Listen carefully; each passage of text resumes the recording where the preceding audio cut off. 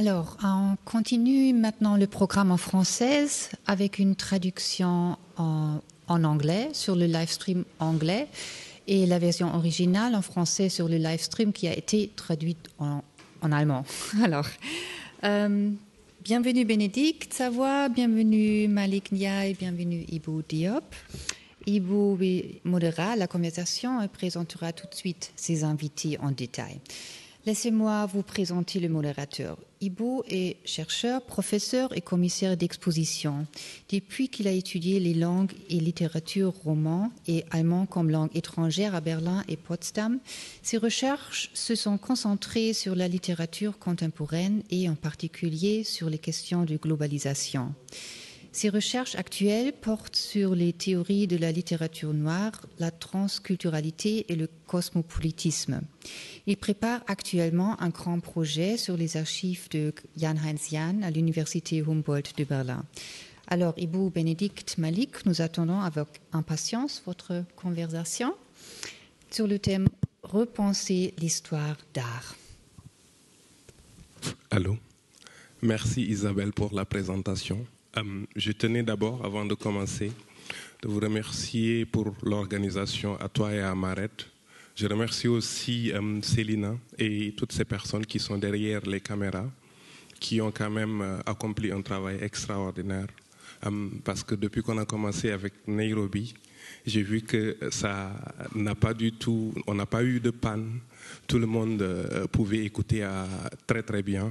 Et on nous écoute aussi à partir de Nairobi. Donc je dis bonjour à Nairobi et merci pour votre présence et merci pour cette coopération.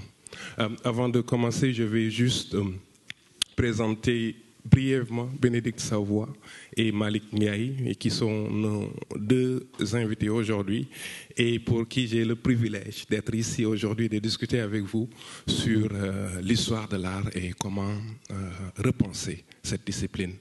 Même si je ne suis pas historien de l'art, donc je vais être très basique et j'espère que tout le monde va aussi parvenir à comprendre. Juste pour la manière de mener cette discussion aujourd'hui, tout d'abord, nous allons avoir 30 minutes auparavant où Malik et Bénédicte vont discuter, comme s'ils étaient dans un café, sur comment penser ou bien repenser l'histoire de l'art. Ensuite, je vais poser des questions pour à peu près 30 minutes et je vous prie, auditeurs et auditrices, de préparer une question. Je sais que ce n'est pas toujours facile de parler dans un public, mais je pense que ça fait moins sens si je modère ce débat et pose toutes les questions. Merci pour votre présence. Maintenant, je vais passer à la présentation. Nous avons ici aujourd'hui Bénédicte Savoie, qui est professeur à la Technische Universität Berlin. Je pense que je pourrais parler pendant 2 heures de temps sur elle, mais je vais juste parler de 2 de ses dernières publications. L'un, c'est avec Felwine Sarr sur le rapport sur la restitution des objets et de la patrimoine africain, publié en 2008. Et le dernier livre qui aujourd'hui nous accompagne aussi sur nos réflexions, et c'est Afrika Kampf seine Kunst, eine postkoloniale Niederlage. Malik Ndiaye, qui est notre deuxième invité aujourd'hui. Malik Ndiaye est conservateur au musée Théodore Monod et enseigne aussi l'histoire de l'art à l'université Cheikh Anta Diop de Dakar. Pour Malik aussi, peut-être qu'il serait intéressant et très important de mentionner qu'il a beaucoup travaillé pour la Biennale de Dakar et qu'il est aussi le secrétaire général de la prochaine... le directeur artistique de la Biennale de Dakar 2022. Ces 2 dernières expositions qu'il abrite, l'un qui aura aussi un peu en connexion avec la discussion que nous allons avoir aujourd'hui, c'est sur Ahmadou Mahtar Mbow, qui a prononcé son discours en 1978 sur la restitution des objets et de la patrimoine culturel africain. Une très belle exposition, paraît-il. Je n'ai pas eu la chance de le voir et c'est encore une raison d'aller le plus rapidement possible à Dakar pour voir ça. Maintenant, Bénédicte est à Malik. On a, ces 2 premiers jours, compris ou bien appris beaucoup de choses sur l'histoire, sur la guérison, sur la restitution. Felwine, dans son introduction, nous a parlé de l'apport de la musique et des connaissances. Et Nana nous a parlé des connaissances insoupçonnées sur les traditions et sur la culture ghanéenne. Nous avons parlé aussi hier de la mort de l'Europe. Moi, je ne parlerai pas de la mort de l'Europe, mais je parlerai peut-être que l'Europe doit peut-être apprendre à se taire. Peut-être que nous allons avoir aussi la chance d'y revenir. Mais ma première question serait si aujourd'hui on devrait repenser l'histoire d'art, ça serait comment et avec qui?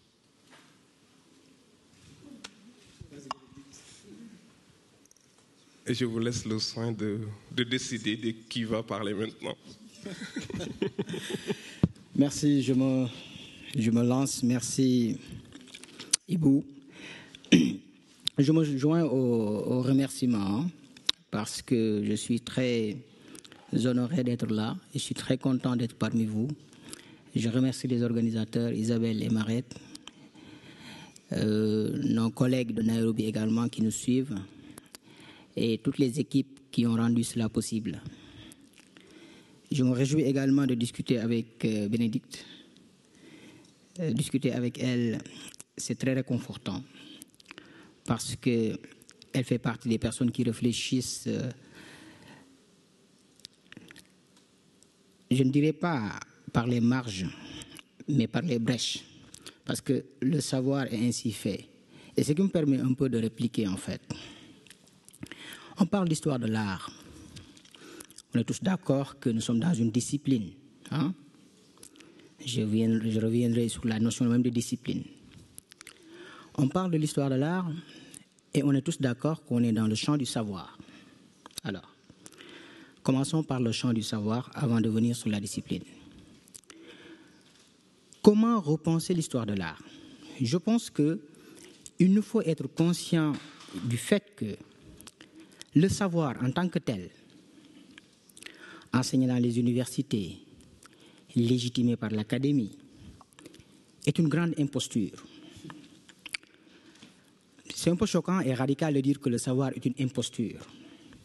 C'est parce que tout simplement, le savoir, tel qu'institué aujourd'hui, et dans plusieurs disciplines, n'est qu'un savoir européen, en fait, je dis occidental, et qui domine. Pourquoi je dis ça? C'est parce que il nous faut être conscient du fait que le savoir, c'est une méthodologie, une manière de penser. Or, cette manière de penser est fondamentalement, foncièrement, historiquement située, d'une part, mais géographiquement située également. Quand on pense à travers un lieu, on pense à travers une culture, on pense à travers un environnement propre. Et tous ces schèmes, toutes ces données nous renseignent de manière empirique, certes, mais même si on essaie d'objectiver la chose, d'y instaurer cette rupture épistémologique, ce que l'Occident fait ou a fait, il n'en reste pas moins que les raisons fondamentales qui nous poussent à trouver des solutions dans notre environnement afin de construire ce qu'on appelle le savoir, toutes ces raisons sont culturellement colorées, imprégnées. Donc si on part de ce fait, mais il nous sera très facile de voir comment cette discipline qu'on appelle histoire de l'art, et d'ailleurs j'ouvre une parenthèse ici, il y a un livre intéressant d'Éric Michaud qui s'appelle « Les invasions barbares, une généalogie de l'histoire de l'art ». dans lequel il explique comment l'histoire de l'art au début a pris exemple sur les sciences de la vie, biologiquement. C'est-à-dire que l'objet d'art qu'on a devant soi, on essaie tout simplement de l'étudier comme dans les sciences naturelles, pour comprendre un peu l'évolution de l'objet du début, comment il se reproduit, et puis comment il évolue, etc. Et c'est pas, il n'y a pas que lui, il y a un autre auteur, Meir Shapiro, qui avait démontré, et qui avait montré d'ailleurs que cette manière pour les historiens de l'art depuis le début d'étudier l'art en soi essaye de répliquer également l'histoire de la vie, c'est-à-dire l'enfance, voilà, on grandit jusqu'à la vieillesse. Quand on vient sur l'ethnographie, on va tout simplement comprendre ce qui s'est passé.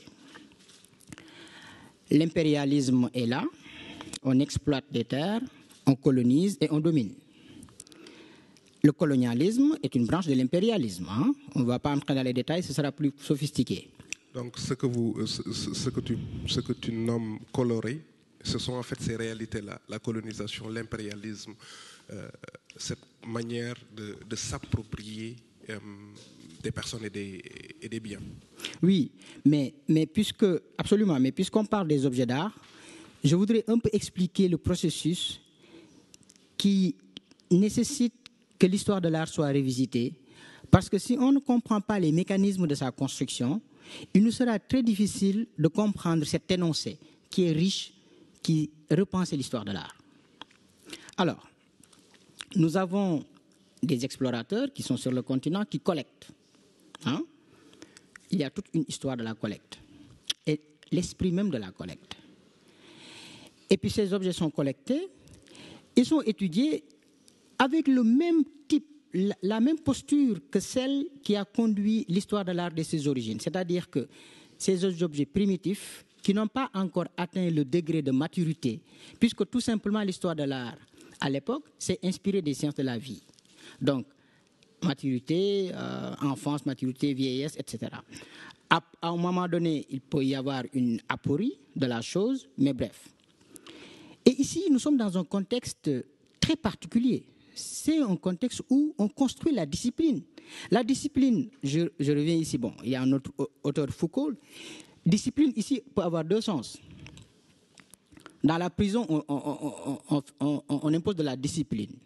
Et le colonialisme ici impose de la discipline.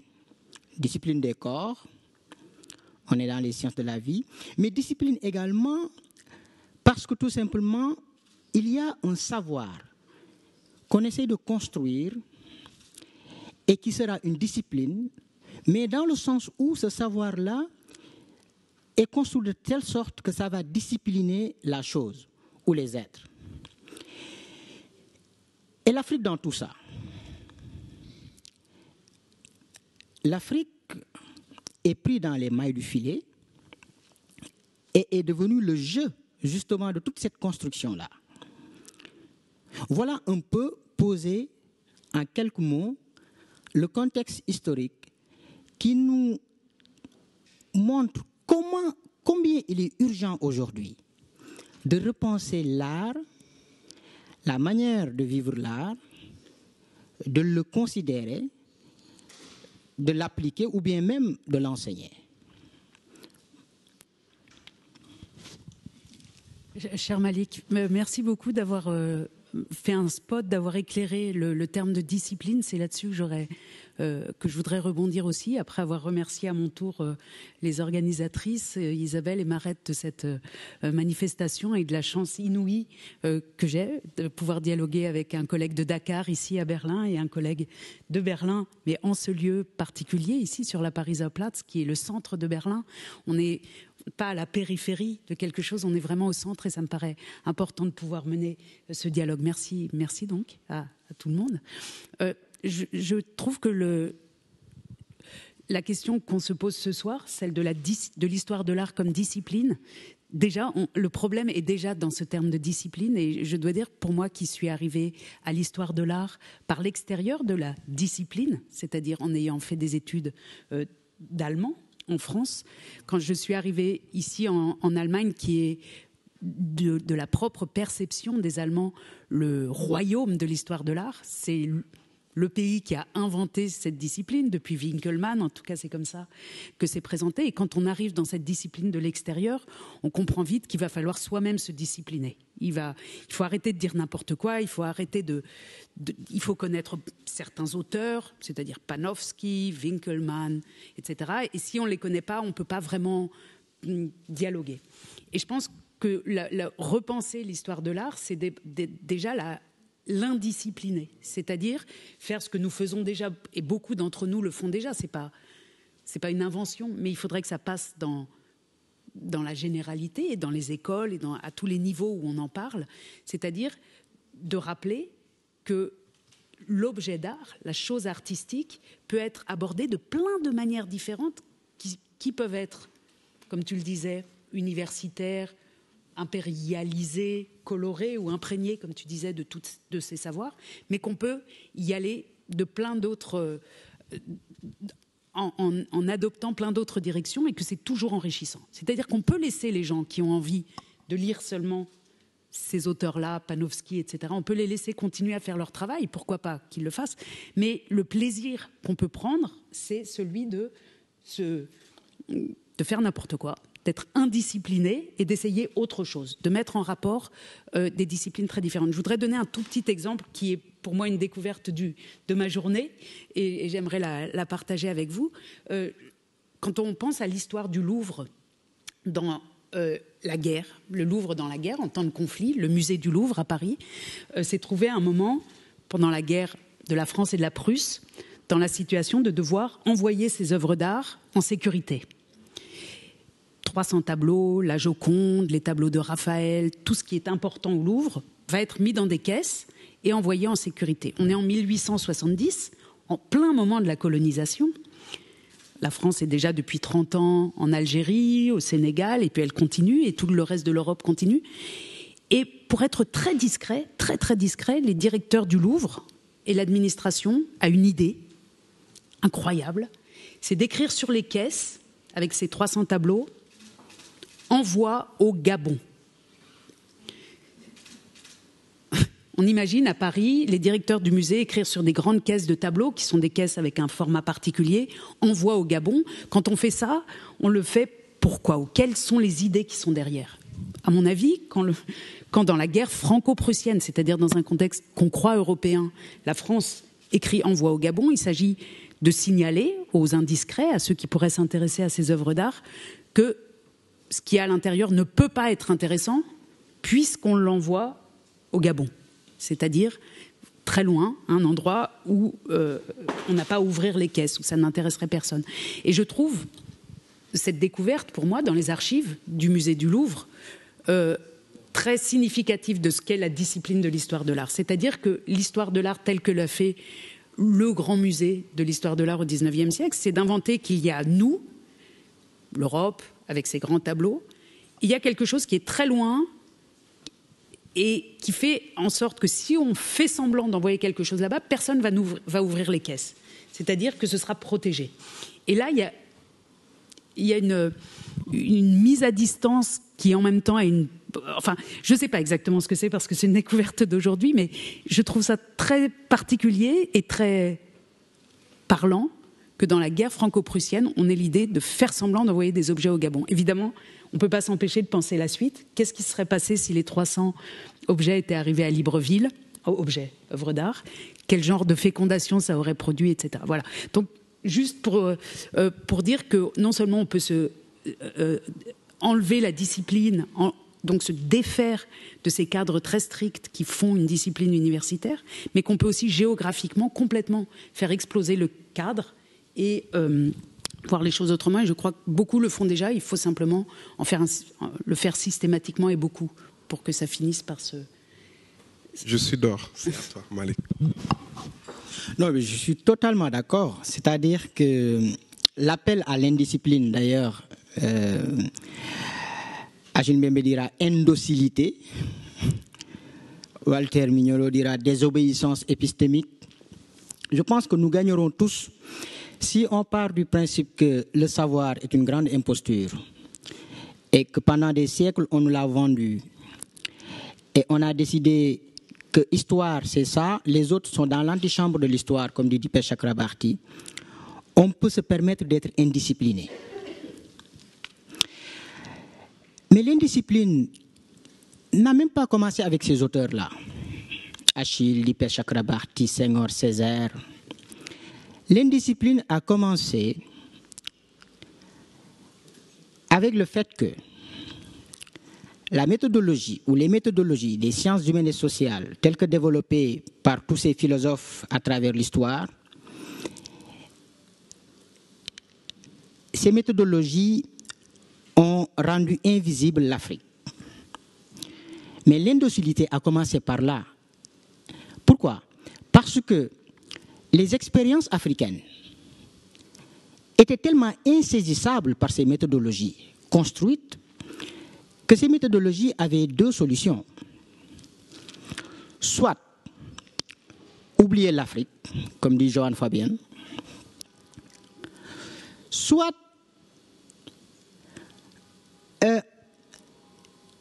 les mettre au second degré.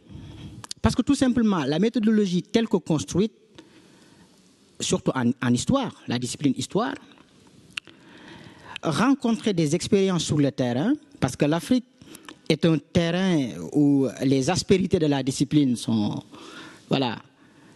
révélées.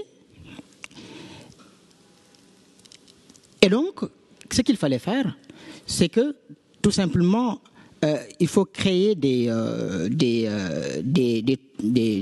méthodologies discursives qui excluent les expériences africaines. Et c'est la raison pour laquelle, aujourd'hui, quand on parle de la manière dont on doit construire le nouveau savoir, et je pense que Felwine l'a dit quelque part, il nous faut commencer à interroger les savoir-faire africains à œuvres d'art, etc., biens culturels de manière globale, à partir des catégories africaines. Et c'est la raison pour laquelle hier, les exemples qu'on a donnés pour la musique sont des exemples intéressants. Parce qu'il ne s'agit pas ici d'utiliser parce que l'histoire des concepts est tellement ancrée dans une histoire intellectuelle et culturelle occidentale, européenne, que c'est difficile à partir de ces catégories-là, même si les théories postcoloniales ont essayé de faire ça, de les subvertir. C'est difficile. Or, le continent africain, les pays, les sociétés qui y vivent ont développé des systèmes de savoir, de connaissance du monde, aujourd'hui, qui pour la plupart risquent d'être perdus, mais qui pour la plupart sont codifiés et restent dans les objets. Ces objets-là qu'on dit ethnographiques. Alors, je reviens sur ce terme ethnographique. Tout à l'heure, pour l'éducation, j'ai suivi ces expériences qui sont faites dans les musées dits ethnographiques. Moi, je considère qu'en Afrique, au Sénégal en tout cas, on n'a pas de musée ethnographique. Ça n'a pas de sens. On a des objets qui ont été ethnographiés. C'est certain. C'est une construction, c'est un discours. Mais les musées ethnographiques peuvent continuer à vivre ici, mais il faut les tuer. Moi, je compte sur les activistes ici. Mais je pense que ce qui est difficile pour l'éducation, c'est qu'un élève, un enfant, qui arrive devant un tel musée, si tu restes dans le concept que c'est un musée ethnographique et qu'à l'intérieur de ce musée, on va déconstruire des catégories, ben, on va les reproduire. La première chose à faire, c'est de dire et de montrer. Mais c'est difficile à ce niveau, ça demande vraiment beaucoup de travail. Et bravo pour les personnes qui tentent de le faire. C'est de montrer que ces objets-là, on les a appelés ethnographiques. Un tel objet, on peut le mettre devant la Joconde, c'est la même valeur. C'est des sociétés qui les ont produits, mais à un moment donné, des hommes qui nous ont devancés, qui étaient dans des disciplines, ont décidé que tel objet est étudié par l'histoire ou par l'histoire de l'art, tel autre objet est étudié par une discipline qu'on appelle ethnologie ou une pratique qu'on appelle ethnographie. Une fois que c'est fait, on entre maintenant dans la chose. Mais l'ethnographie en tant que telle est un problème. Et c'est la raison pour laquelle ces musées-là, il faut les tuer, il faut les déconstruire, il faut changer le concept. Parce que l'ethnographie est une mise en distance. C'est une manière de construire l'autre. Et cette manière-là de construire l'autre a sévi pendant longtemps. Et si on veut continuer à être dans la discipline pour essayer, soi-disant, de déconstruire des objets, ben on se trompe. Et en ce moment, le savoir continue d'être une imposture. Bénédicte, bon, je vais quand même intervenir. Ça rejoint vraiment ce que tu disais tantôt sur la manière, ces filières qui sont dans le Louvre, qui ont des noms tellement globaux que ça ne nous renvoie même plus à ces personnes ou bien à ces régions à laquelle ces objets appartiennent. Est-ce que tu pourrais y revenir? Parce que je pense que ça se recoupe très bien. Et ce sont des discours d'ailleurs, et peut-être que nous allons en revenir dans nos discussions. Ce même discours continue de perdurer, tel que dans des musées ou bien dans des forums comme Humboldt Forum, comme Quai Branly ou bien British Museum. Peut-être juste sur l'idée que le savoir est une imposture, je voudrais rajouter quelque chose qui peut-être est mon expérience ou une expérience de ceux qui parlent dans cette discipline, dans une langue qui n'est pas leur langue maternelle. Pour ce qui me concerne, c'est en langue allemande. Et on voit que le langage, par exemple, les mots qui sont utilisés pour parler de l'art sont des mots très compliqués. Et qui, non seulement peut-être c'est une imposture, je te laisse le terme, mais ce qui est sûr, c'est que c'est des hiéroglyphes pour beaucoup. Or, l'art, les œuvres d'art, qui ont été, par exemple, peintes pour une église, elles sont, dans le contexte européen, elles sont pour tout le monde. Elles sont pour les croyants du XVIe siècle ou XVe siècle qui vont tous les dimanches, qui vont à l'église et qui voient ça et qui ont un rapport immédiat. Normalement, l'œuvre d'art n'est pas faite pour être enficelée dans tout un réseau de mots que personne ne comprend. Et je pense que déconstruire, reconstruire, repenser l'histoire de l'art ou voir le savoir comme une imposture, c'est aussi un effort de retomber les pieds sur terre et de reparler normalement, de parler simplement des choses. Et ça me paraît très essentiel et on s'en rend compte beaucoup quand on n'est pas soi-même dans sa propre langue maternelle. Et voilà. Et donc, s'ouvrir à d'autres terminologies, à d'autres mots, à d'autres émotions, puisque les mots encapsulent des émotions, c'est sûrement la base. Et ce travail, on peut le faire soi-même quand on est, comme moi, une Européenne de Paris à Berlin, en réfléchissant aux mots qu'on utilise pour dire les choses. Et justement, ces mots, soit ils peuvent être simples et remplis d'émotions pour parler d'une œuvre d'art, soit ils peuvent envoyer beaucoup de brouillard et empêcher de penser. Et je réponds à ta question, Ibou. Quand on pense au parcours qu'on peut avoir quand on est une visiteuse ou un visiteur du Louvre à travers ces différents départements. Donc au musée du Louvre, les collections sont organisées en ce qu'on appelle des départements. Tu parlais de prison tout à l'heure, mais c'est étonnant qu'un musée soit organisé en départements. En allemand, ce serait des Abteilungen. Bon. Et dans les départements du Louvre il y en a 8, et c'est le département de la peinture européenne, des antiquités orientales, département des antiquités grecques, étrusques et romaines, etc., etc., département égyptien. Et le fait de nommer ce qu'on y voit avec ces noms-là, ça fait que, par exemple, quand on entre dans le département des antiquités orientales, on ne s'aperçoit pas, on ne comprend pas très vite, ou on ne comprend pas du tout que les pièces qui sont là viennent d'Irak et d'Iran, ou de Syrie, ou du Liban. On pourrait bien sûr appeler tout ça salle du Liban, pièces venues de Beyrouth, mais non. En fait, le musée donne l'impression qu'on est en contact avec quelque chose qui n'existe plus, une antiquité très lointaine, qui non seulement est lointaine dans le temps, mais n'existe plus dans l'espace. Pour le Liban, c'est la Phénicie, c'est la civilisation phénicienne.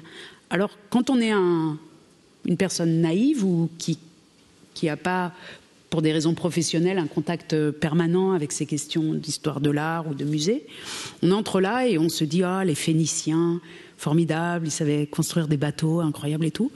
mais le temps qu'on comprenne qu'en fait, on parle du Liban, on parle de Beyrouth, et que toutes ces pièces-là sont venues au moment où la France, Napoléon III, était en train de prendre possession de cette région en intervenant militairement, et que c'est parce qu'il y a ces interventions militaires que la civilisation phénicienne a pu venir à Paris. Voilà, une fois qu'on met ces choses à plat et qu'on le dit simplement, qu'on dit voilà, vous entrez dans les salles qui présentent des objets venus d'Irak, d'Iran, du Liban, de Syrie, tout d'un coup on va se dire ah mais alors et pourquoi ces pays-là et pourquoi d'autres pays de la même région ne sont pas présents au Louvre?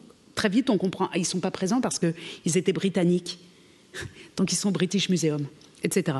Et je pense que déconstruire l'histoire de l'art ou rendre les choses plus faciles, et plus intelligibles et aussi plus sexy, c'est de redire, ben, regarde, c'est pas loin, on peut même y aller en avion, enfin en tout cas les Européens peuvent y aller, et c'est pas des civilisations très anciennes, très abstraites, qu'on cache sous des mots complexes.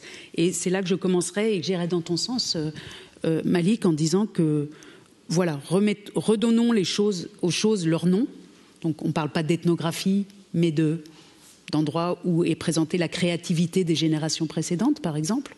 Un musée de la créativité, enfin, les musées d'ethnographie présentent des objets manufacturés faits avec les mains des gens, et les mains de ces gens étaient des générations qui avaient une créativité propre ou qu'ils ont transmise, etc.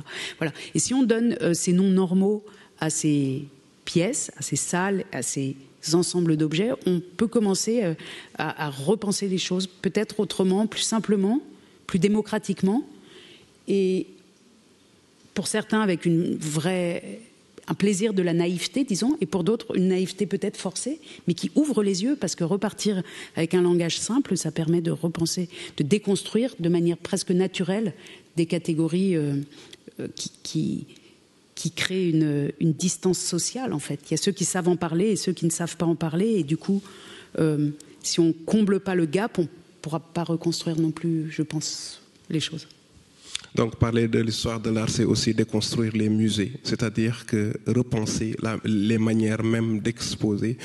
Nous savons tous que le musée est une création coloniale, ça crée une distance. Même le concept, dès que cette chaise entre dans un musée, ce n'est plus une chaise ou bien un canapé, ça devient vraiment un objet d'art. Donc selon vous, repenser l'histoire de l'art, c'est vraiment repenser l'histoire des musées et de leur conception. Moi, je dirais fondamentalement, mais même avant les musées, c'est les concepts qu'on a créés, quoi. Patrimoine, par exemple. On rigole un peu parce que parfois, quand on a des conférences à Dakar, il y a une dame qui prend la parole, qui vous dit « Mais pourquoi vous utilisez patrimoine ?» Parce que nous, dans nos sociétés, c'est souvent matrimonial. Pourquoi le pater? Pourquoi pas la mater? Je dirais le mater, matrimoine. Alors, le patrimoine est une histoire, une construction liée à un contexte. C'est l'Europe. À un moment donné, il y a cette question des monuments historiques qui prenaient la place de patrimoine, d'ailleurs. Aujourd'hui, nous avons les institutions qui légitiment la chose, comme l'UNESCO, l'ICOM. Le patrimoine est perverti dans des textes. On nous dit que c'est comme ça qu'il faut entretenir le patrimoine. Et même dans les principes de restauration, on est plus concentré sur l'objet que sur autre chose. Mais dans nos sociétés traditionnelles, l'objet en tant que tel n'était pas la chose la plus importante. Un masque, on le sculpte, on lui insuffle un esprit, une âme, il remplit sa fonction, mais après on peut le brûler, on peut le détruire, hein? On construit un autre. Donc ce fétichisme de la matière fait partie d'une histoire, c'est l'histoire de l'Europe. Et puis on va se poser des questions sur quand on restaure ou on construit ou on répare, quelles sont les choses qu'on doit respecter, etc. Ces choses-là, dans ma pratique de conservateur de tous les jours, je suis dans ça, en fait. Mais je veux dire que cela, ce n'est pas l'héritage normal de l'histoire, de la manière de penser africaine, ni même chinoise. Donc vous voyez qu'avant même d'en arriver au musée, il y a la pratique muséale qui est impactée par l'histoire des concepts. Maintenant, pour répondre à la question des musées, je donnerai l'exemple du musée Théodore Monod que je dirige. Le musée Théodore Monod, quand il a été créé, appartenait à l'époque, c'était pendant la période coloniale, c'était au musée de l'IFAN, l'Institut français d'Afrique noire à l'époque, créé en 1936. Le musée, qui était plus une collection qu'un musée à l'époque, dépendait du département d'ethnographie qui existait à l'IFAN. Vers les années 50, on voit que la politique de collecte change. Il n'y a plus d'objets que l'on dit à forte valeur ethnographique ayant été utilisés par les sociétés, ayant eu la mémoire de l'usage, mais des objets qui ont été reproduits tout simplement et vendus sur le marché pour leur valeur esthétique.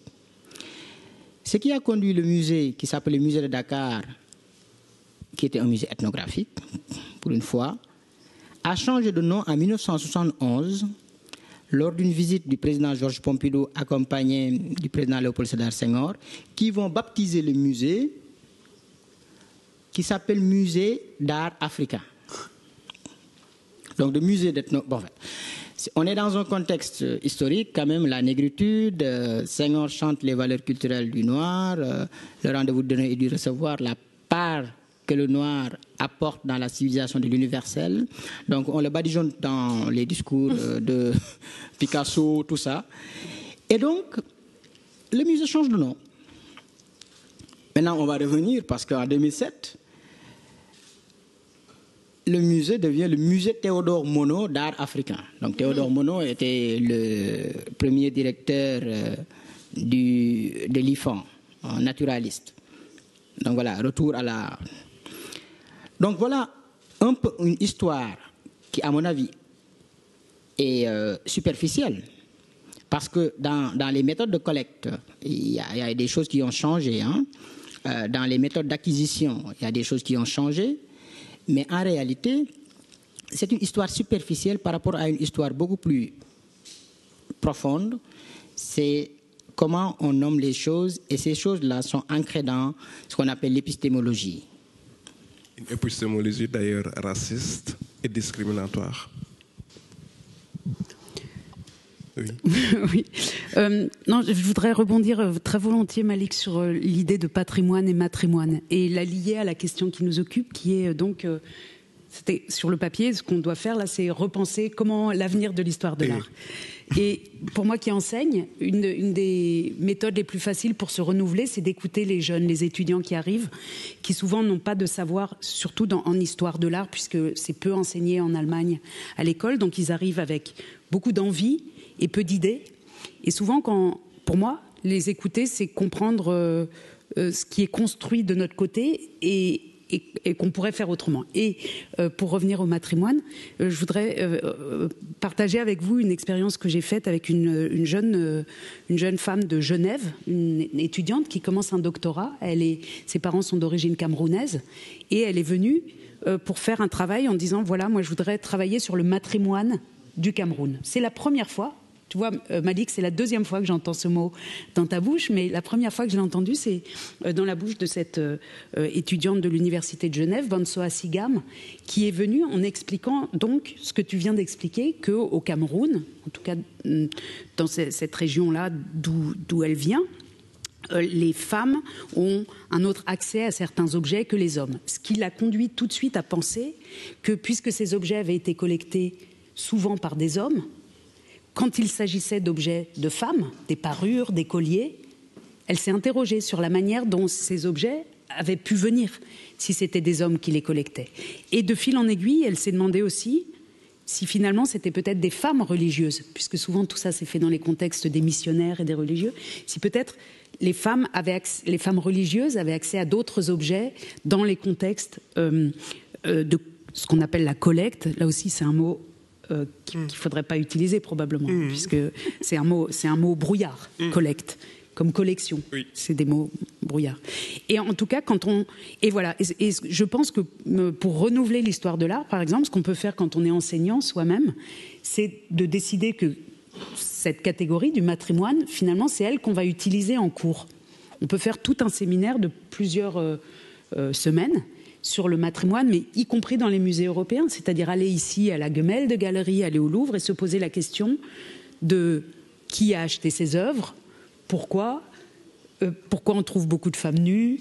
Est-ce que quand une femme est directrice de musée, elle achète autre chose, etc. Donc il y a plein de questions. Et ça rebondit sur ce que tu disais, sur le côté discriminatoire. Tous ces choix, les objets qui sont venus dans des musées, au XIXe siècle en tout cas, sont venus à travers les mains des hommes, en général. Il y a quelques femmes collectionneuses qui ont fait des dons, mais c'est vraiment pas la majorité. Et voilà. Et le seul fait d'utiliser un autre terme, matrimoine, à la place de patrimoine, alors ça marche très bien en français, ça marche pas très bien en allemand, puisque les Allemands disent Kulturerbe. Mais bon, on doit pouvoir trouver des solutions aussi. En tout cas, le seul fait d'utiliser un autre terme, le terme féminin, permet de tout d'un coup penser les mêmes choses tout à fait autrement, et c'est très vivifiant. Et patrimoine, c'est un exemple, et on pourrait probablement en trouver beaucoup d'autres. Moi, ça m'amène à penser sur ce qui s'est passé hier et aujourd'hui. En écoutant Nana, on a vu comment est-ce qu'il est important de vraiment donner une part entière à ces savoirs insoupçonnés, par exemple quand il s'agissait de ce peuple Ayam qui, par le danse, montrait déjà beaucoup de choses qui, au-delà de ce qui est exposé, nous renseignent sur les réalités sociales. Et ce qui m'amène aussi à penser ce que disait aujourd'hui Natacha Kelly ce matin, que tout est art. On peut partir de l'architecture jusqu'aux manières de pratiquer nos réalités sociales. S'il fallait aujourd'hui, vraiment pour revenir à nos sujets, on a bien compris qu'il fallait chercher de nouveaux termes, qu'il faudrait aussi réfléchir sur les concepts. Mais concrètement, on a parlé aussi ici beaucoup de traumatisme, on a parlé de guérison, de beaucoup de termes qui en fait, moi, jusqu'à présent, je suis dans cette brouille. Et concrètement, en tant qu'enseignant et chercheur, comme si on devrait vraiment repenser l'histoire de l'art, est-ce qu'il y a 2-3 propositions qui vous semblent être nécessaires et importantes? Oui, moi, je pense qu'il y a des exemples. Bon, moi, par exemple, j'enseigne, il y a un cours que j'enseigne, Histoire du patrimoine. Très vaste. En fait, c'est une histoire conceptuelle du patrimoine. Le but du cours, c'est une chose très simple, qu'on pouvait expliquer en une phrase. Mais durant 24 heures, on essaye de prendre le mot patrimoine depuis le début, de voir ses démêlés culturels, juridiques, religieux, parce qu'à un moment donné, le patrimoine en Europe a une connotation purement religieuse. Et puis institutionnel, jusqu'au présent, et maintenant normatif. Pour que les étudiants comprennent que la chose qu'ils utilisent, les politiques qu'ils appliquent, parce que souvent c'est des administrateurs, ils vont maintenant dans les ministères, dans les départements pour administrer la chose. Il faudrait qu'ils aient une dialectique, une double démarche. Il faut, pour l'instant le système n'a pas changé, qu'ils soient dans le travail qu'ils font, mais tout en étant conscients qu'ils agissent et ils parlent le langage d'autres personnes. Ça, par exemple, c'est une stratégie. L'autre stratégie, c'est que je parlais du savoir que nous avons en revenant sur la musique d'hier. Parce que Nana et Felwine ont essayé de montrer que il y a des discours qui sont derrière les gestes et derrière les objets. Eh bien, moi, je rencontre la même chose dans le musée. Tous les objets que nous avons là-bas, je les vois moins comme des objets bien faits, esthétiquement très bien agencés, sophistiqués, mais je les vois comme des savoirs à décoder. Parce qu'on nous a beaucoup bassiné sur le fait que l'Afrique est sans écriture, mais il faut qu'on s'entende sur c'est quoi écriture. Si bien sûr on parle de la lettre latine, encore moins de ce point de vue, il y a eu des systèmes graphiques. Alors, dans ces objets-là, il y a des savoirs aujourd'hui qui risquent d'être perdus. Et je dirais même la diversité de ces savoirs sont aujourd'hui dans les musées occidentaux, européens surtout. Parce que les musées ont été écrémés et il y a plusieurs prototypes qui sont partis. Dans l'exposition que je viens d'inaugurer sur Amadou Mahtar Mbow, nous avons exposé beaucoup de filets de pêche et des nasses qui servaient à attraper les oiseaux, les souris, les poissons, etc. Il n'y a aucune manière de tisser un filet ou une nasse qui est semblable à une autre. Les imbrications, les techniques. Et d'ailleurs, c'est intéressant parce que tout est différent. C'est lié à des espaces, c'est lié à des environnements, parce que le savoir, c'est rien d'autre qu'une manière de chercher des solutions dans l'environnement dans lequel on baigne. C'est lié à des époques également, parce que la chose évolue, et puis ça devient sophistiqué. Les imbrications, c'est des algorithmes en fait qu'il faut aujourd'hui décoder. Il y a eu des recherches qui ont été faites entre-temps, à l'époque, sur par exemple les systèmes de houe pour travailler la terre, l'inclinaison, combien de degrés, dans quelle zone, sur quelle terre, etc. C'est intéressant, je disais, parce que à un moment donné, à l'IFAN, nous avons eu des dessinateurs. Alors, j'ai exposé pas mal de fiches sur lesquelles, parce que quand on collectait, bon, l'esprit de la collecte, c'est terrible, j'y reviens tout à l'heure. Mais quand on piquait les objets sur le terrain, les collecteurs dessinaient et reproduisaient les objets. Donc le dessin est une interprétation. C'est une manière également de surinterpréter parfois l'objet. Et à côté, il y avait des échantillons. À chaque fois, il prenait le soin de dessiner quelques échantillons de l'imbrication et de la technique. Mais tout cela, aujourd'hui, est pratiquement dans les collections qui sont ici, d'où la légitimité de cette restitution. Et d'ailleurs, avant d'être dans les collections, je vais vous dire une chose pour la collecte, en fait. Les objets s'essayent d'avoir ou de porter un nom, mais porter souvent le nom des collecteurs. C'est-à-dire que l'anonymat ne commençait pas par le fait que l'artiste était oublié, on ne cherchait pas à savoir qui était l'artiste, mais on disait Dogon, Serrer, etc. Mais après, c'était la collection d'André Breton, c'était la collection d'Apollinaire, la collection de Léris, la collection de Tel, etc. Une partie des collections, les premières collections qui entrent dans ce qu'on appelle le registre des collections du musée Théodore Monod, vous voyez collection du chemin, collection Ravenil, collection, etc., collection. Donc, les objets, c'est bien qu'on parle de biographie, mais les objets ont tellement souffert. Mais dans cette souffrance, ils ont continué à porter une mémoire, qui est la mémoire des peuples, mais également une histoire. Et c'est cette histoire-là, pour répondre à ta question, qu'il faudrait retrouver afin de construire de nouvelles histoires de l'art. Merci Malik. Je voudrais juste dire, il faut vous préparer un tout petit peu parce qu'après Bénédicte, je vais ouvrir le débat. Donc, préparez-vous un peu pour votre question et vous pouvez poser votre question en anglais ou bien en français, en anglais ou bien en allemand. Je peux en allemand aussi, je peux traduire. Merci. Moi, je voudrais rebondir sur l'idée que, Malik, tu parles surtout d'objets. Moi, je pars plutôt sur les tableaux, ou sur des objets de musée, disons, qu'on peut voir ici, d'art ancien, ce qu'on appelle l'art ancien, dans le contexte européen.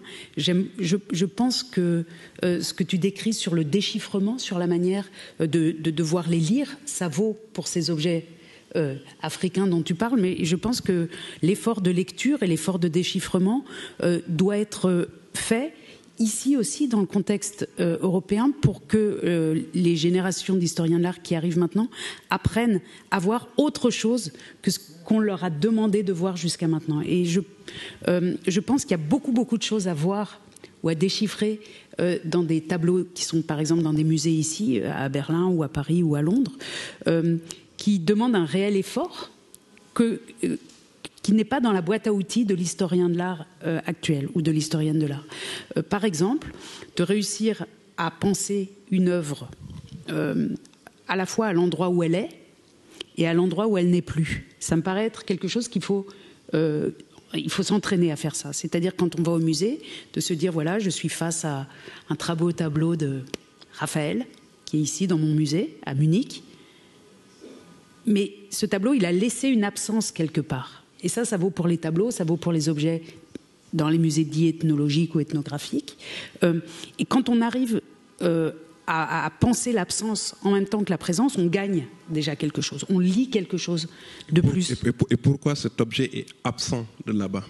Voilà. Et du coup, on se pose tout de suite la question. Enfin, si tout de suite, systématiquement, on apprenait quand on est enfant qu'un objet qui est là, ça veut dire dans un musée, ça veut dire qu'il n'est plus dans un autre endroit, que ce soit une église dans le contexte européen, ou un village, ou un royaume, ou une communauté religieuse dans d'autres contextes. Si on arrive à le penser, on va tout de suite se demander mais comment il est venu, quand il est venu, pourquoi il est venu, etc.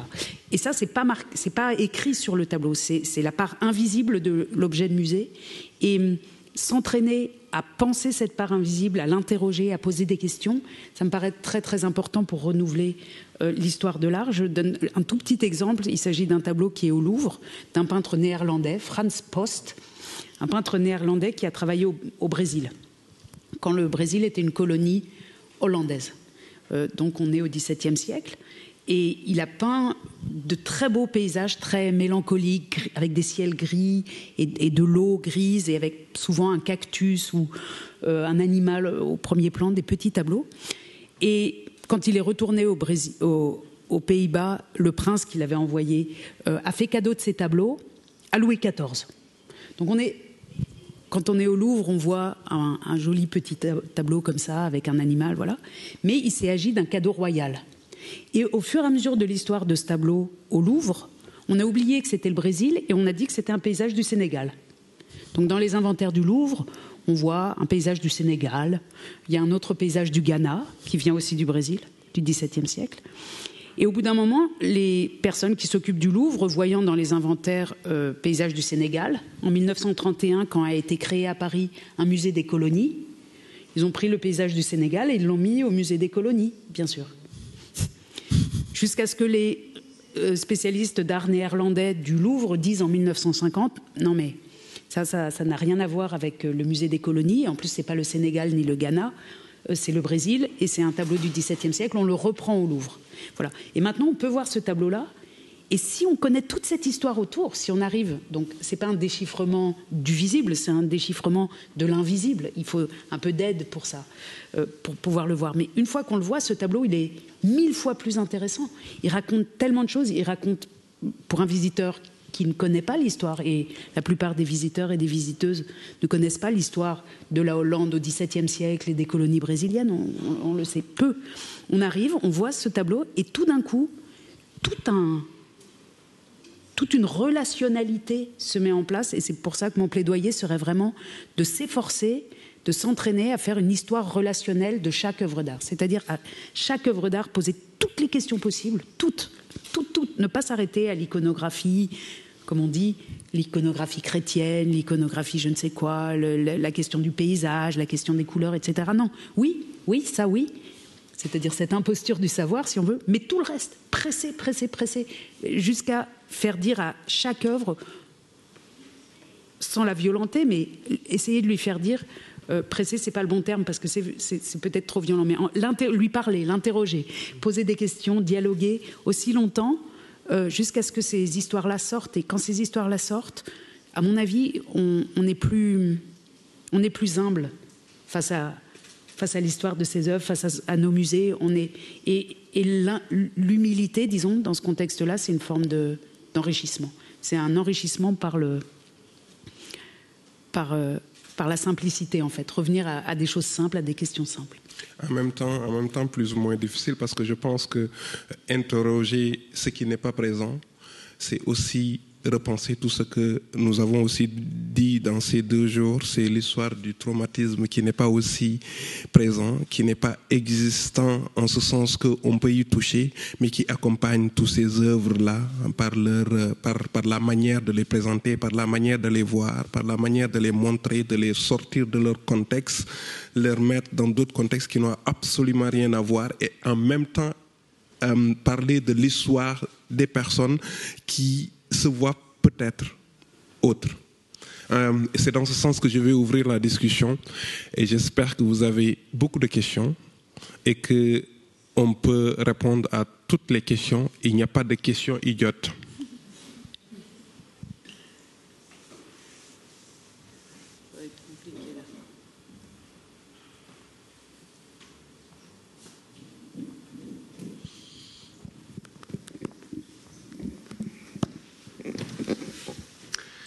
Est-ce qu'on m'entend? Oui. Bon, merci beaucoup à vous 3 pour toute la discussion si intéressante. J'aurais une question à vous poser pour mener la discussion autour de l'histoire de l'art sur un terrain peut-être un peu plus politique de nouveau, pas plus politique, ou pas tout ce que vous dites c'est politique, mais politique, voire même géopolitique. Madame Savoie, je suis en train de lire votre dernier livre et je suis à peu près au milieu. Et une chose qui me frappe, c'est toujours cette question de comment on emploie l'art pour les processus de nation building. Très souvent dans un contexte allemand, un nation building, ça nous semble négatif, mais très souvent, vraiment, dans le processus de décolonisation, tout au début, on discute des objets d'art qu'on voudrait regagner pour vraiment se constituer en tant que nation. Donc là, c'est pour moi une question du politique, de l'histoire de l'art. Et de l'autre côté, peut-être c'est 2 directions desquelles on peut penser dans ce sens. La deuxième direction, vraiment la question du retour d'objets d'art, de la restitution. Et très souvent, on voit dans votre reconstruction du discours qu'il y a un intérêt politique de vraiment rendre les objets d'art pour les intérêts géopolitiques européens. Et ce sont les musées qui ne veulent pas les rendre. Donc aujourd'hui, on est au moment d'être prêt à rendre les objets d'art. Et il y a toujours, je dirais, un enjeu géopolitique derrière. Donc comment interagir dans ces moments-là où on est finalement prêt de restituer des objets d'art, mais très souvent en savant qu'il y a un intérêt européen géopolitique. Donc est-ce que c'est vraiment de la décolonisation? C'est une question que je voudrais vous poser. Donc je la pose pas forcément juste à vous, mais à tous les 3 peut-être. Mais à partir peut-être de votre livre. Merci. Je vais peut-être donner juste un élément de réponse et passer la parole à Malik et à Ibou, qui sont évidemment avec les 2 mains dans le moteur de ces questions de restitution, et bien plus que moi pratiquement, puisque Ibou travaille au Humboldt Forum, donc il est vraiment au cœur du problème. Et Malik a déjà fait plusieurs interventions publiques en rappelant combien cette question est importante pour les hommes de musée tel qu'il est, ou les personnes de musée, les femmes de musée sur le continent africain. Donc moi, je donne simplement un petit élément de réponse, et mon élément de réponse, c'est d'abord un remerciement, le fait que vous insistiez sur la dimension politique de l'histoire de l'art. On a presque oublié de le dire, mais en effet, si on veut repenser l'histoire de l'art, et peut-être particulièrement dans le contexte allemand, il faut dire et redire dès la première minute, à l'entrée d'un musée, à l'entrée de l'université, au jardin d'enfants, quand on va avec des enfants regarder je ne sais quoi sur l'île des musées. Il faut dire et redire et toujours redire. Attention, vous pénétrez dans un endroit politique. Le musée est un lieu politique. Voilà, donc merci de l'avoir rappelé. On ne l'a pas dit parce que peut-être que pour nous c'est naturel, mais il est vrai que parfois les visiteurs pensent être dans un lieu neutre. Parce que le musée, c'est un politique rusé. Il ne dit pas qui y parle. Quand on entre au musée, on ne sait pas qui parle avec soi. Le musée parle très fort. Il a une voix très politique, très idéologique.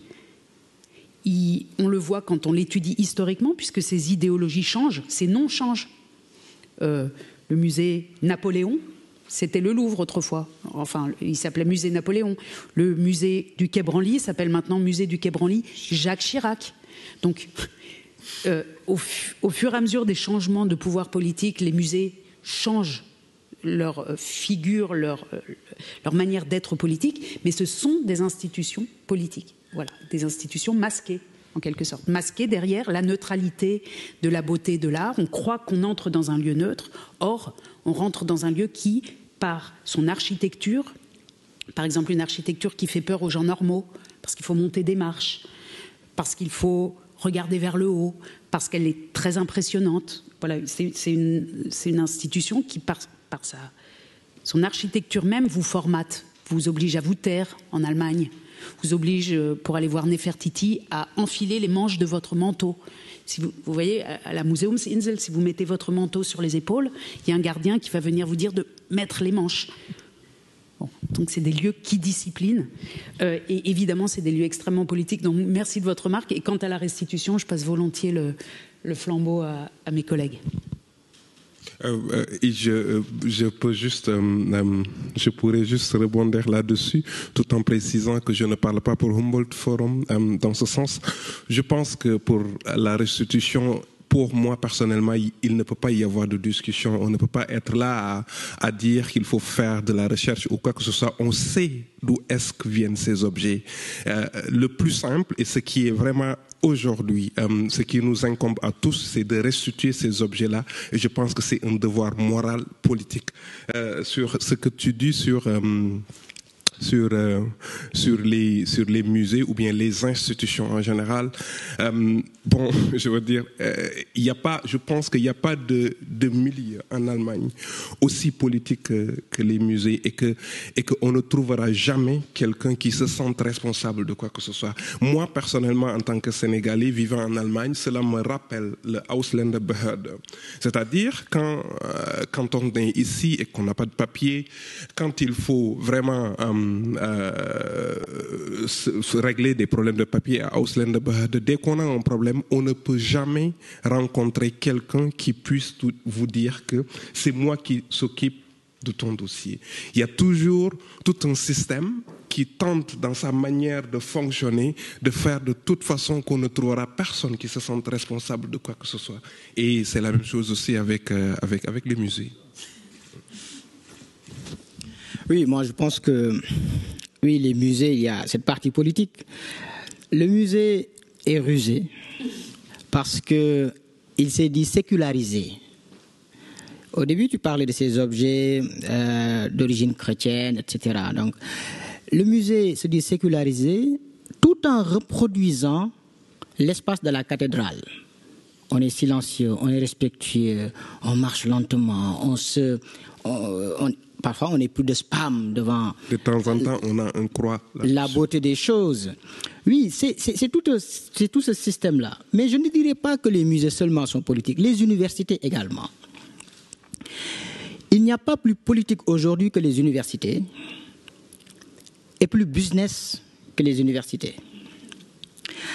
Et on comprend la raison fondamentale qui pousse,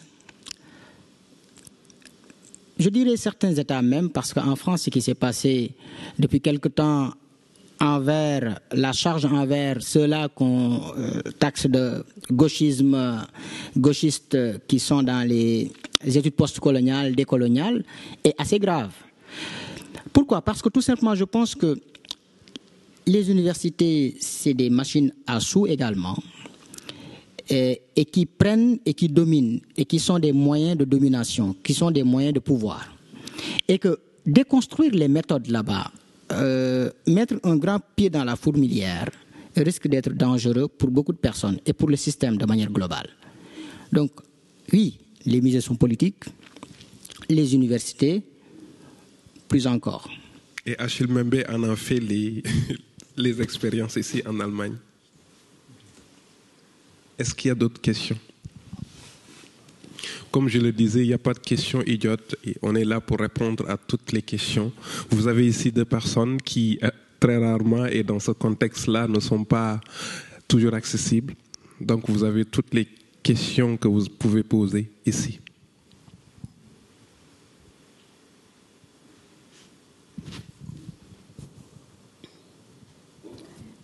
En attendant, peut-être je peux dire quelque chose sur les musées rusés. Oui. On dit plus patrimoine, on dit matrimoine, et maintenant on dit histoire des rusés. On dit plus histoire des musées. Non, sur les musées rusés, ce qui est très intéressant, je trouve, et ça va dans le sens de votre question sur le fait que la construction nationale, qui est à l'origine même de l'idée de musée, est gommé par le musée lui-même. Il arrive à la fois à écrire et à gommer. Il fait les deux en même temps. Et ça c'est très difficile. Une institution qui réussit à dire et à ne pas dire en même temps. Et je voudrais donner un exemple très très concret pour montrer comment ça peut fonctionner à Paris, au Louvre. Évidemment, on trouverait des milliers d'exemples ici à Berlin. À Paris, au Louvre, il y a eu, pendant très longtemps, il n'y avait pas de tableau de Albrecht Dürer. Évidemment, ils étaient tous en Allemagne et Paris essaye d'en acheter, il n'y arrive pas, jusqu'à la Première Guerre mondiale.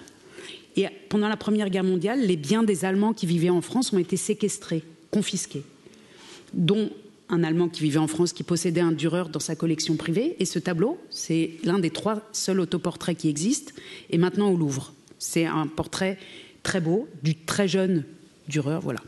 Je vous donne des exemples européens parce que c'est le domaine où j'ai quelque chose de bien concret à dire. Ce tableau arrive au Louvre donc par une grande violence de guerre, une guerre mondiale qui a fait des millions de morts, de jeunes hommes, dans le contexte franco-allemand, par une séquestre, donc une personne qui perd tous ses biens parce qu'elle est de nationalité allemande en France. Ce tableau va arriver au Louvre et le lendemain de l'arrivée du tableau au Louvre, on voit un grand article sur la poésie de ce beau portrait de Dürer, jeune homme, qui tient une fleur à la main. Et pas un mot, on est en 1922, pas un mot sur l'origine de la chose. C'est-à-dire que le musée réussit à passer de la géopolitique à la géopoétique.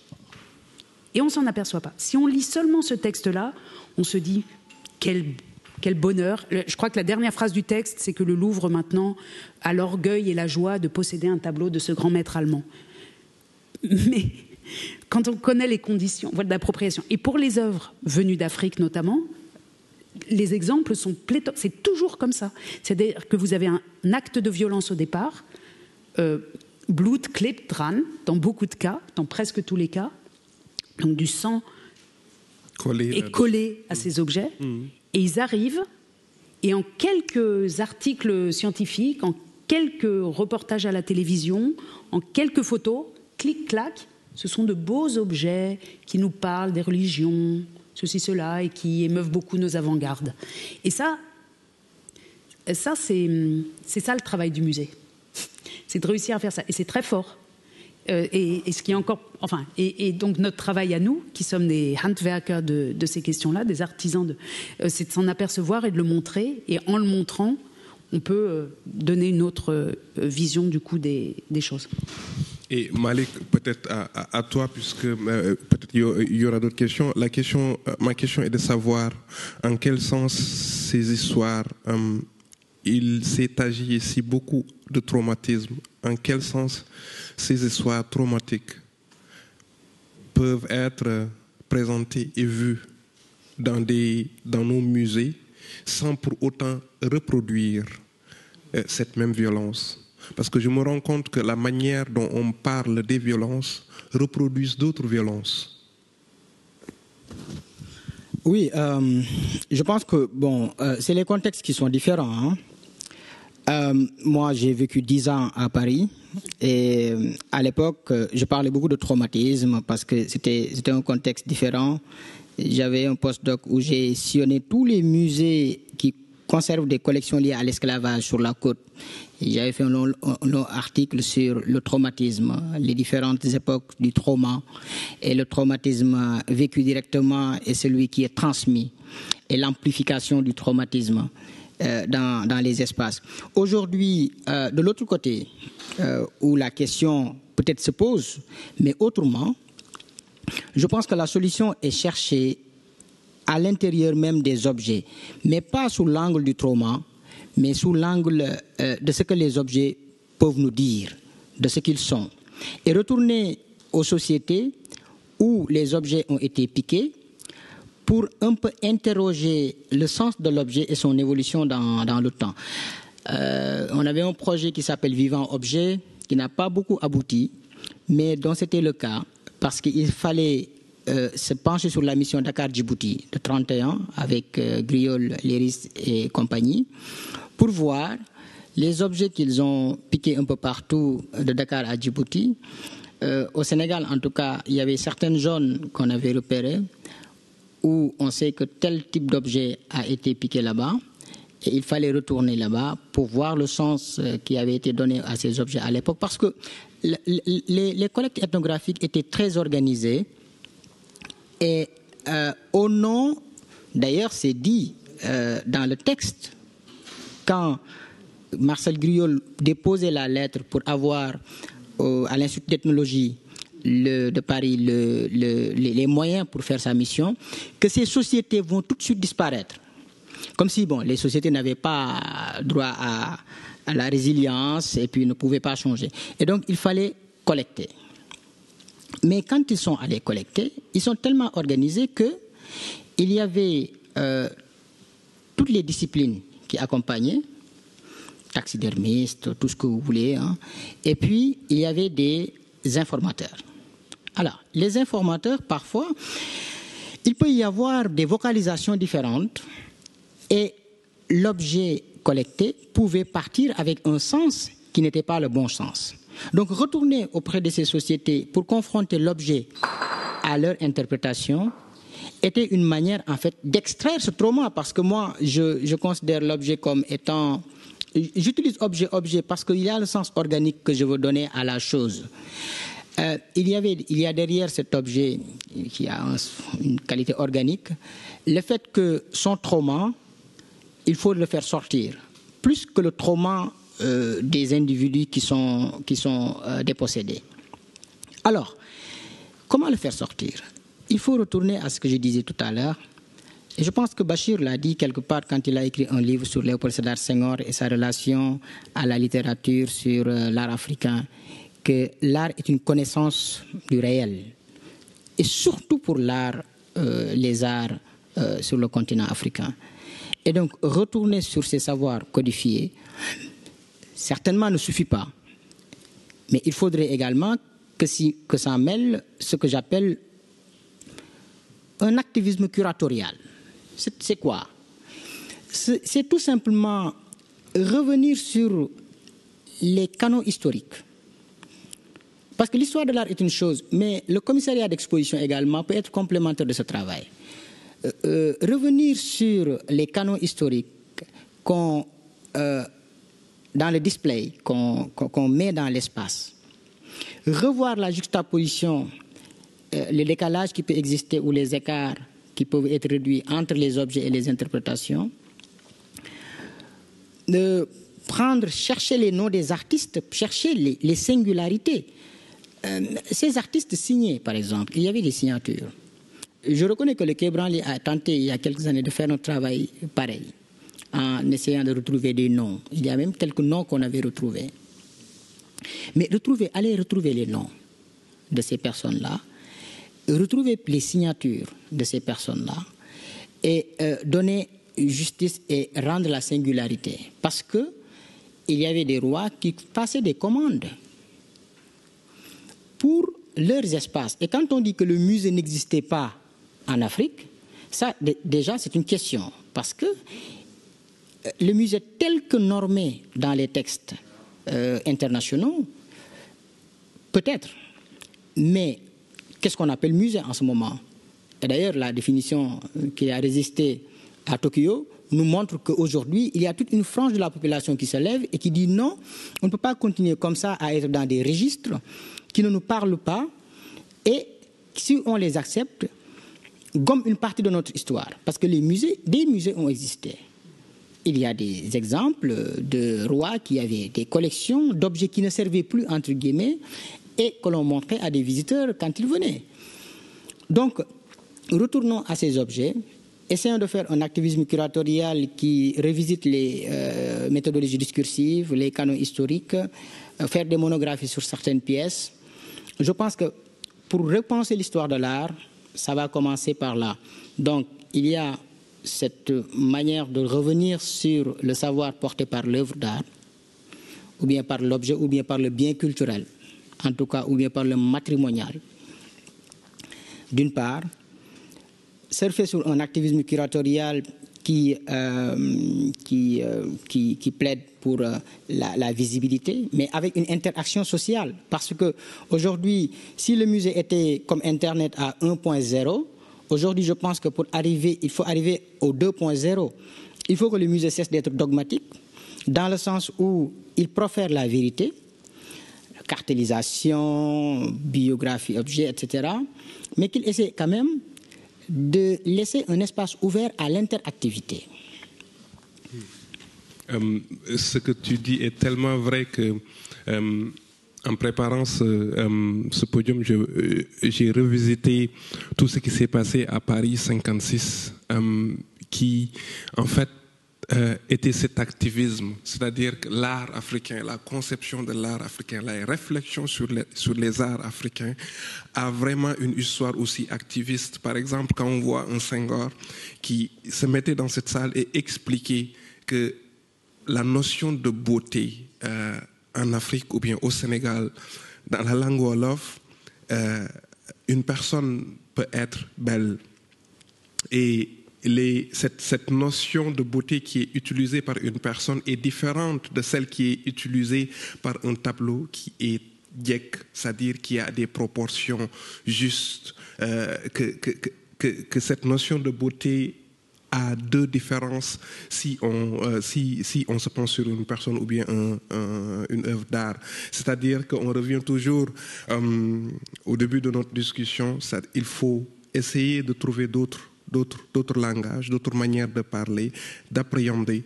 En vous entendant parler aujourd'hui, Malik, est-ce que cela veut dire aller aux sources, que les nouvelles manières ou bien ce qu'on essaie de nous faire gober en Allemagne, que les recherches sur la provenance doivent être clos pour que ces objets puissent être retournés ou pas? Est-ce que tes propos vont dans ce sens, ou bien c'est autre chose? Je ne voudrais pas tout simplement que cela utilisé contre toi, contre moi ou bien contre nous. Bon, merci. Je pense que je l'ai dit dans la dernière rencontre organisée par le Humboldt Forum où j'ai été invité sur la provenance. Moi, je suis chercheur. Et je crois à la recherche. Je pense que oui, avec une désobéissance épistémique. D'accord. Bien sûr. Et je pense qu'il faut que les musées s'activent à la recherche. Le projet Vivants Objets, c'était ça, mais avec nos méthodologies. Donc, je ne peux pas être contre un projet qui essaie de comprendre les objets. Mais mon sentiment est que ce gros discours-là, qui commence à enfler quand même sur la provenance, à mon avis, et j'ai une position radicale là-dessus, et je le vois d'un mauvais œil de plus en plus, sans pour autant rejeter qu'il y ait quand même des recherches sur la provenance. Mais quand même, ce discours qui commence à être institutionnalisé comme quoi on ne peut pas rendre tant qu'on n'a pas fini la recherche de provenance, si c'est institué ainsi, la recherche de provenance cesse d'être une recherche pour entrer dans le politique et devient tout simplement du dilettantisme pour ne pas rendre. Donc, il y a une nuance. Ce n'est pas que je suis contre la recherche, mais si on doit assujettir le retour des milliers de pièces dans les réserves ici pour attendre le calendrier soi-disant infini d'un projet de recherche sur la provenance, la recherche de provenance deviendra plus un prétexte qu'autre chose. Merci. Merci pour cette précision. Est-ce qu'il y a d'autres questions?